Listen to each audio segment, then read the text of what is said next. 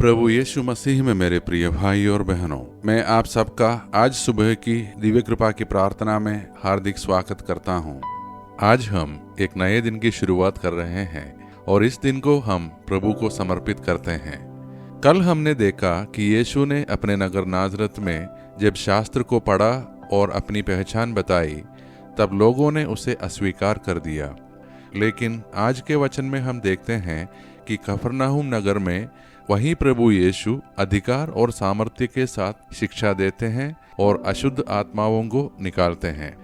यह हमें याद दिलाता है कि जहाँ लोग यीशु को अस्वीकार करते हैं, वहाँ आशीष रुक जाती है, और जहाँ लोग विश्वास और विनम्रता से उसे ग्रहण करते हैं, वहाँ उसका वचन जीवन बदल देता है। उसके वचन में वह सामर्थ्य है जो अंधकार, भय और बंधनों को तोड़कर स्वतंत्रता और शांति देता है। आज जब हम इस वचन पर मनन करेंगे तो हम प्रभु से प्रार्थना करेंगे कि वह हमें भी अपने सामर्थ्य वचन से भर दे और हमारे घर, परिवार और जीवन से हर प्रकार का अंधकार और बंधन हटाए। आज का हमारा मनन का वचन संत लूकस के सुसमाचार से लिया गया है, अध्याय 4 पद संख्या 31 से 37 तक। वे गलीलिया के कफरनहूम नगर आए और विश्राम के दिन लोगों को शिक्षा दिया करते थे। लोग उनकी शिक्षा सुनकर अचंभे में पड़ जाते थे, क्योंकि वे अधिकार के साथ बोलते थे। सभागृह में एक मनुष्य था जो अशुद्ध आत्मा के वश में था। वह ऊंचे स्वर में चिल्ला उठा, यीशु नाज़री, हमसे आपको क्या आप हमारा सर्वनाश करने आए हैं? मैं जानता हूं कि आप कौन हैं, ईश्वर के भेजे हुए परम पावन पुरुष। यीशु ने यह कहते हुए उसे डांटा, चुप रह, इस मनुष्य से बाहर निकल जा। अपदूत ने सबके देखते देखते उस मनुष्य को भूमि पर पटक दिया और उसकी कोई हानि किए बिना वह उससे बाहर निकल गया। सब विस्मित हो गए और आपस में यह कहते रहे, यह क्या बात है? वे अधिकार तथा सामर्थ्य के साथ अशुद्ध आत्माओं को आदेश देते हैं और वे निकल जाते हैं। इसके बाद यीशु की चर्चा उस प्रदेश के कोने कोने में फैल गई। प्रिय भाइयों और बहनों, इस वचन में हम देखते हैं कि यीशु केवल शिक्षा ही नहीं देते थे, बल्कि उनके वचन में सामर्थ्य और अधिकार था। आज हमारे मनन के लिए हमारे सामने 4 बातें हैं। पहला, यीशु की शिक्षा में सामर्थ्य। लोग चकित हो गए क्योंकि उनका वचन केवल शब्द नहीं था, बल्कि परमेश्वर का जीवित सत्य था। यह हमें याद दिलाता है कि जब हम बाइबल पढ़ते हैं तो यह केवल कहानी नहीं, बल्कि जीवित ईश्वर का वचन है जो जीवन बदल देता है। दूसरा, अशुद्ध आत्माओं पर अधिकार। यहाँ एक मनुष्य था जिसमें दुष्टात्मा थी। वह आत्मा यीशु को पहचानती है और कहती है, तू परमेश्वर का पवित्र जन है। यह हमें बताता है कि आत्मिक संसार भी यीशु की महिमा को पहचानता है। तीसरा, यीशु की शक्ति मुक्ति देती है। प्रभु ने कहा, चुप रह और इस मनुष्य से बाहर निकल जा, और तुरंत वह आत्मा निकल गई।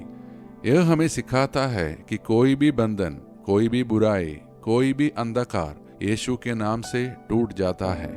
चौथा, आज के लिए संदेश। आज हमारे जीवन में भी भय, चिंता, बीमारी, असफलता और बंधन की आत्माएं हो सकती हैं। लेकिन यदि हम विश्वास के साथ यीशु को पुकारें तो वही सामर्थ्य हमें भी छुड़ाता है। हमें यह भरोसा करना है कि प्रभु का वचन आज भी जीवित और सामर्थी है। तो अब आइए प्रिय भाइयों और बहनों, हम दृढ़ विश्वास के साथ अपने आप को प्रभु के हाथों में सौंप दें और मिलकर प्रार्थना करें। हे स्वर्गीय पिता, हम आज की इस सुबह तेरे सामने झुकते हैं। हम स्वीकार करते हैं कि तेरे वचन में सामर्थ्य है और तेरे पुत्र प्रभु यीशु मसीह ने हमें स्वतंत्र करने के लिए यह संसार में कदम रखा। प्रभु, आज हम अपने परिवारों को तेरे हाथों में सौंपते हैं। उन हर बंधनों से हमें छुड़ा जो हमें तेरे मार्ग से दूर कर रहे हैं। बीमारी, दुख, चिंता और भय की हर आत्मा को तेरे सामर्थ्य नाम से निकाल बाहर कर। प्रभु यीशु, जैसे तूने कफरनहूम में उस मनुष्य को दुष्टात्मा से मुक्त किया, वैसे ही हमारे घरों को, हमारे संतान को, हमारे संबंधों को मुक्त कर। हे पवित्र आत्मा, हमारे भीतर काम कर, हमें तेरे वचन को समझने और पालन करने की बुद्धि दे। हमारी जिंदगी तेरी महिमा की गवाही बने। आज हम हमारे भारत देश और सारी दुनिया के लिए प्रार्थना करते हैं कि विश्व में शांति हो, युद्ध और हिंसा समाप्त हो और तेरी सच्चाई का राज्य सब जगह फैल जाए। हम उन लोगों को भी तेरे चरणों में रखते हैं जो आज जन्मदिन या विवाह वर्षगांठ मना रहे हैं। तेरा हाथ उनके जीवन पर सदा बना रहे और वे तेरे आशीर्वाद से भरपूर हो। ये सारे प्रार्थनाएं और हमारे मन के अन्य प्रार्थनाएं हम समर्पित करते हैं हमारे प्रभु यीशु मसीह के नाम पर। आमीन। हमारा पिता परमेश्वर का प्रेम, प्रभु यीशु मसीह का अनुग्रह और पवित्र आत्मा का सहभागिता हम सभी के साथ सदैव बना रहे। आमीन। प्रिय भाई और बहनों, आज का वचन हमें यह विश्वास दिलाता है कि यीशु का वचन आज भी जीवित है, सामर्थी और अधिकार से भरा हुआ है। हम अपने घरों और जीवन पर प्रभु यीशु के नाम की घोषणा करें और हर बंधन से मुक्त हो। आइए हम इस दिन की शुरुआत इसी विश्वास के साथ करें कि प्रभु हमारे साथ है। कृपया इस प्रार्थना को लाइक करें, अपने मित्रों और परिवार के साथ शेयर करें और चैनल को सब्सक्राइब करना ना भूलें। कल की प्रार्थना में हम फिर मिलेंगे। ईश्वर हम सबको आशीर्वाद दे। धन्यवाद के साथ स्तुति गाऊंगा, हे यीशु मेरे खुदा, उपकार तेरे हैं बेशुमार, कोटि कोटि स्तुति धन्यवाद, कोटि कोटि स्तुति धन्यवाद,